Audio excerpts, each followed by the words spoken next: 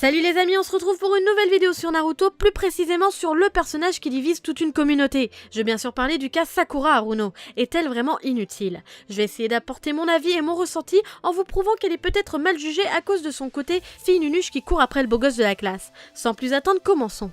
Une première partie d'histoire mitigée. Au début de l'histoire, Sakura, c'est la fille qui ne cherche pas plus que ça à être une bonne kunoichi. Ce qui l'intéresse vraiment, c'est son Sasuke. Mais rappelez-vous, pendant la seconde épreuve de l'examen des Chunin, Sakura se révèle être plus intéressante que l'on le pensait. Suite à la défaite de Naruto et Sasuke contre Orochimaru, elle passera du temps à veiller sur nos deux shinobi, jusqu'à la sauce surprise des sbires d'Orochimaru, les shinobi d'Oto. Pendant le combat, elle sera prise au piège par Kin. La tenant par les cheveux, il se moquera d'elle car elle n'est qu'une kunoichi. À ce moment-là, une détermination nouvelle habitera Sakura, qui ne veut pas laisser ses amis à une mort certaine. Pour se libérer de cette emprise, Sakura se coupera les cheveux, ce qui marque un nouveau départ pour la jeune fille, qui abandonne une part de sa féminité actuelle pour défendre ses coéquipiers. Ce moment est marquant car depuis le début, elle n'avait que le rôle de la fille qui se cachait derrière ses deux camarades pour subsister. Donc pour moi, c'est le vrai premier point qui nous montre que Sakura n'est pas inutile, car on ne peut pas l'être si on fait des sacrifices pour avancer. 3 ans après le départ de Sasuke. Après que Sasuke soit devenu un shinobi déserteur de Konoha, la détermination de Sakura de devenir plus forte et plus utile au sein du village n'a fait qu'augmenter. Sakura suivit un entraînement acharné donné par Tsunade, suite auquel elle apprendra des jutsu médicaux. Vient par la suite son premier combat dans l'ère Naruto Shippuden, où elle se révèle changée et bien plus forte qu'auparavant.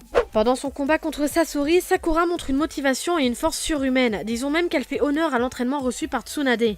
Même mortellement blessée, Sakura continuera à montrer une volonté hors du commun, confirmant que l'ère de la fillette qui attendait l'aide des autres était terminée. À ce moment-là, une vraie kunoichi était née. Pour finir, rappelez-vous que Sakura a sauvé Kankuro qui était mortellement blessé par le poison de Sasori, en créant un antidote que même les meilleurs shinobi médicaux de Suna n'étaient pas en mesure de faire. Les Zetsu blancs. Pendant la 4e grande guerre shinobi, 100 000 clones de Zetsu blancs ont été créés pour déjouer l'Alliance. Après des combats acharnés, la moitié des clones avaient été anéantis par cette dernière. Mais le reste des Zetsu qui avaient survécu ont pris l'apparence des shinobi dont ils avaient assimilé le chakra, afin de semer le trouble et la confusion dans l'Alliance. Rappelez-vous que c'est Sakura qui a découvert ce fameux piège sur les Zetsu. Elle avait réussi à jouer un tour au faux Neji qui était en réalité un Zetsu blanc qui utilisait son apparence. Résultat des comptes, elle lui avait mis un tel coup de poing dans la gueule qu'il s'était demandé qui avait éteint la lumière.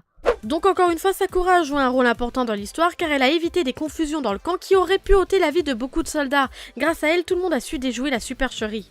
Le coup de grâce de Sakura. Pendant le combat contre la déesse Kaguya, Sakura se verra être très utile. Mais avant de parler de ça, il faut dire qu'elle a été d'une grande aide pour Obito dans cette dimension qui paraissait si désertique. Grâce à son aide, il a pu retrouver Sasuke. Pendant le combat contre Kaguya, Naruto et Sasuke multiplièrent les échecs pour sceller la déesse car celle-ci esquivait toutes les tentatives des deux shinobi. Mais il vient enfin l'heure de gloire pour Sakura. Celle-ci prend Kaguya par surprise dans les airs en lui donnant un coup de poing et en criant qu'elle n'aurait pas dû la sous-estimer car elle aussi était forte. Après, vous connaissez la suite, Naruto et Sasuke ont pu atteindre Kaguya pour enfin la sceller. L'ère de la 4e grande guerre shinobi vivait sa conclusion. Le Byakugan no Jutsu. Pendant tout le long de l'histoire, on attendait un power-up pour Sakura, et finalement elle a réussi à maîtriser le Byakugan qui est une technique qui demande un contrôle parfait du chakra, ce qui n'est pas une mince affaire. Ce saut sur le front en forme de diamant permet à son utilisateur de guérir de toute blessure. Il paraissait évident que Sakura n'hériterait pas juste des ninjutsu médicaux de Tsunade.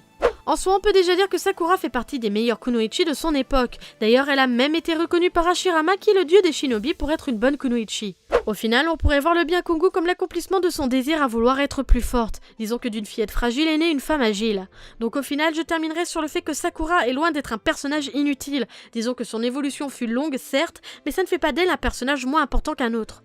Voilà, la nouvelle vidéo se termine, j'espère qu'elle vous aura plu, n'hésitez pas à aimer la vidéo, de débattre par commentaire et surtout abonnez-vous à la chaîne. Sur ce, moi je vous laisse, tchuss!